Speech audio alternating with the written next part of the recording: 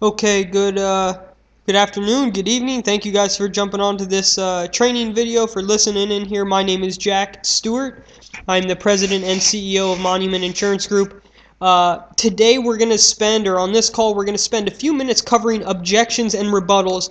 I would say this is, without question, what I spend more time working on agents with than anything else. Above products, above building businesses and building agencies, and above leads, and really above anything else, it's how to, I guess, confidently go about working with clients, more specifically over the phone. And that's what I want to spend today, or a few minutes going over. If you haven't already gone through the direct mail lead script training video, I would suggest you do that first, because I'm a firm believer that the better you get at just going through the script, the more confident you sound, your voice inflection, not leaving the door open for a lot of objections, the better you're going to get, the few rebuttals you'll have to use. And look, I'm often complimented about how good I am at handling objections. I get agents who say, man, if I can just get as good as you are at handling objections, I'll really start setting a lot of appointments. I want you to understand that it's because I was so bad on the phone that I'm able to handle objections. So in time, you're going to hear everything that there is to hear, and you're going to just become more confident. What I want you to, before I teach you how to answer objections, is I want you to understand how to avoid them. And again, if you don't leave the door open for objections, you're not going to get them. Not very many of them. If you stay in control of the conversation, if you're the one asking the questions, you will be just fine. You should not be arm wrestling with clients to get an appointment for something that they requested.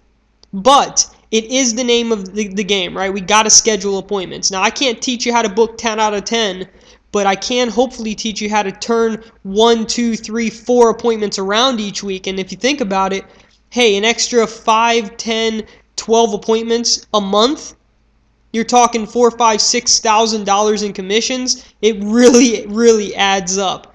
So let's spend just a few minutes talking about some specific objections and rebuttals. Now, certainly we don't have time to cover every objection there is to hear, but I find that 2 rebuttals in particular cover about 95% of the objections that you're going to get. And these are 2 of the rebuttals that I use, almost regardless of what they say to me. The first one is, real quick, I'm telling you guys, the most common objection you're going to hear is, can you call me back?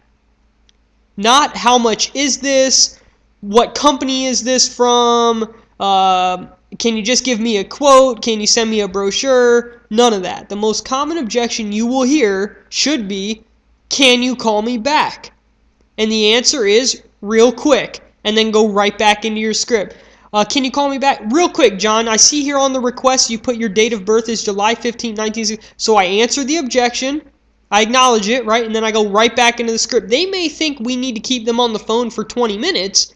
I only need 60 seconds. So real quick, John, you put here, and I go right back to where I left off. You do not want to chase leads. You want to have this mindset of you got one shot on the phone. So do not be calling people back just because they're they're just walking through the door. If they were really truly too busy, they wouldn't have answered the phone. That's my mindset. That's the mindset you want to have on the phone. Can you call me back? The answer is real quick, right back to where you left off. The second rebuttal that I use, again, almost regardless of what objection they throw at me, is, that's exactly why I'm calling. Can you give me a price? Actually, John, that's exactly why I'm calling. You put here your date of birth is July, and I'm right back into the script. Well, how much does this cost, John? That's actually exactly why I'm calling. I noticed here that you said you were 6 foot, 195 pounds. Do you take any medications at all? And I'm right back into the script. That's exactly why I'm calling. It's a great objection. It's kind of a pressure release valve. I think you disarm them a little bit. You let them know, hey, look, I'm not going to go back and forth with you here. That's not my job. My job is to let you know I'm calling because you requested the insurance. That's why I'm calling, to help you with all these questions that you have. But first, I need to ask you a few. So stay in control of the conversation. And again, that's a great response to almost any question is that's exactly why I'm calling. You're not actually going to give them a price, right? The worst thing you can do is give a price over the phone. So let's talk about a few other ways how you can handle these a little bit more specifically. Like you're seeing here on your screen, can't you just give me a price on the phone? If that comes up in the beginning of your phone script, just as you're starting, I would say the best way to approach that is, John, I wish I could. However, I first need to see what you qualify for. That's why I'm calling. Do you have any medications that I need to know about? Have you been hospitalized for anything in the past 10 years? And then go right into the script. If it comes at the end of the conversation, say, while you're trying to book the appointment, and that might be where, if you get any objections other than can you call me back, that might be where you get the majority of them. It might be just a scheduling thing. They're not willing to sit down with somebody just yet. I mean, again, that's the minority. You should not be getting that more than you should be getting appointments. That's the key. And if there is, that means there's a hole in your swing somewhere with just going through the script in your technique.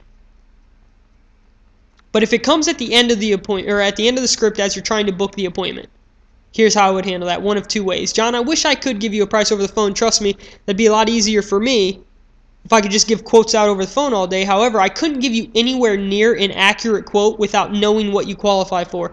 That's the part that takes 15 to 20 minutes. Would 6 or 8 be better? John, I wish I could. First thing is I need to see what you qualify for. Our options are not prepackaged, so you're going to decide how much you want to spend and how much you and your family needs. That's the part that takes 15, 20 minutes once I know what you qualify for. So would 6 or 8 be better? So again, I answer it, and then I go right back into the close. Do not leave the door open for another objection. Answer it, close it again. You might have to close an appointment 2, 3, 4 times. So what? 6 or 8, 6 or 8, 6 or 8, 6. Okay, give me the 8. And now you got your 8. So look, you got to stick to your schedule. Stick to the options that you're giving them, and I would say 9 times out of 10, they're going to be able to find a way to fit into your schedule, right, as it should be. All right, so somebody says, well, look, can you just give me an idea of what this will cost? Again, I think you heard me use, a variation of this. Our products are not prepackaged, John. They're designed to fit your budget. Once I have an idea of what you qualify for, you can decide how much to spend based on your family's needs and budget. So again, I'll be out there Wednesday night. Would 6 or 8 be better? I'm just so busy.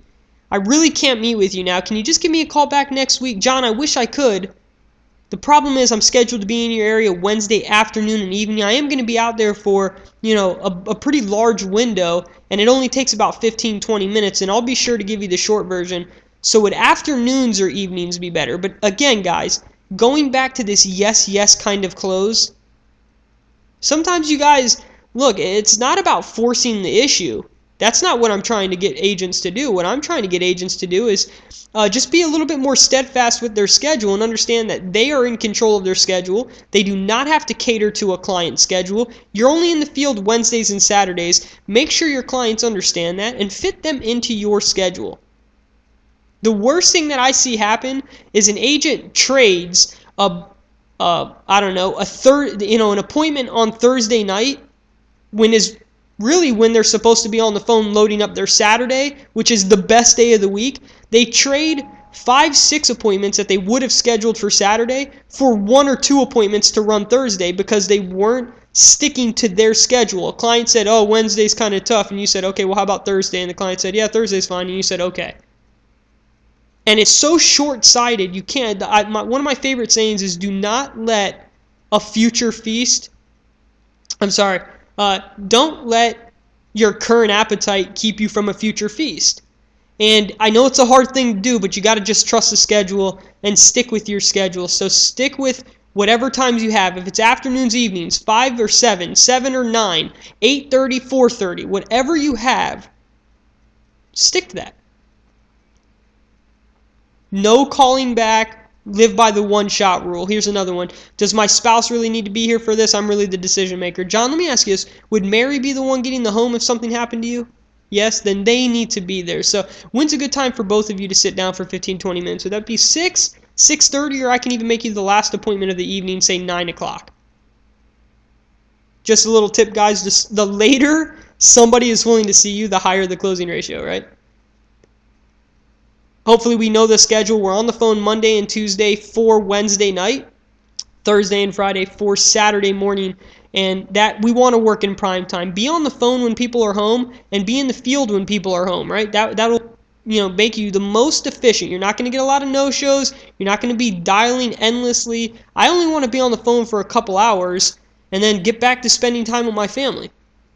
When I'm in the field, I want to make sure I'm in the field picking up checks and helping people, not driving around hoping somebody's home. I know people are home 4, 5, 6, 7, 8, 9 on a Wednesday night. 11 o'clock in the morning? Probably not. Saturday at 8 o'clock at night? Probably not. But between 8 a.m. and 1, before they get into weekend mode, people are home. So stick to those times. Again, remember those objections. If you ever get lost, real quick, if somebody asks to call you up, real quick, and you'll eventually get through the script. You only need a minute or two, and then that's exactly why I'm calling, regardless of what they say. You guys, this sheet is right here in your training manual, but again, go through this with your manager. Throw a bunch of objections at them. Role play with them if you want. I love when agents try and throw objections at me. I stick to the script. I use the exact same rebuttals that you're looking at here on your screen.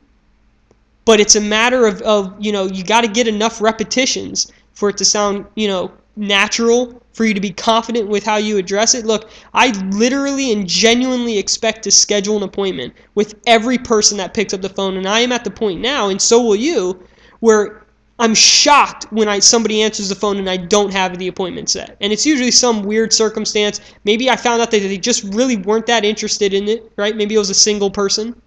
Or that they're out of town, they're a snowbird, something like that. But you're talking about such a small percentage of my leads. So out of 10 leads, I'm genuinely expecting to schedule 7 out of 10. 6 is a minimum. 5, really, we should work on that. 4 is unacceptable. So track your numbers. Role play with your manager, guys. Keep getting better, and you'll see your numbers improve, but track your numbers. See how you've done on the past 10 leads that you've worked, and any objections at all that you can think of. While you're booking your appointments, write them down. Write them on the back of the lead, and then go over it with your manager. Hope this helps, guys. Keep the emails coming. We're going to keep the videos coming as well. Best of luck out there. Let's finish this year off strong, right? I can't believe 2012 is so close. We have less than 90 days to really make it count, right? Less than 90 days before the holidays kick in. So, wow, this is crunch time for us. Let us know what we can do to help. There are plenty of leads out there. Just get your hands on them, and then stick to your schedule. Stick to getting a hold of the clients, and work your magic when you get out there. Thanks so much, guys. Best of luck out there. Talk to you soon. Bye bye.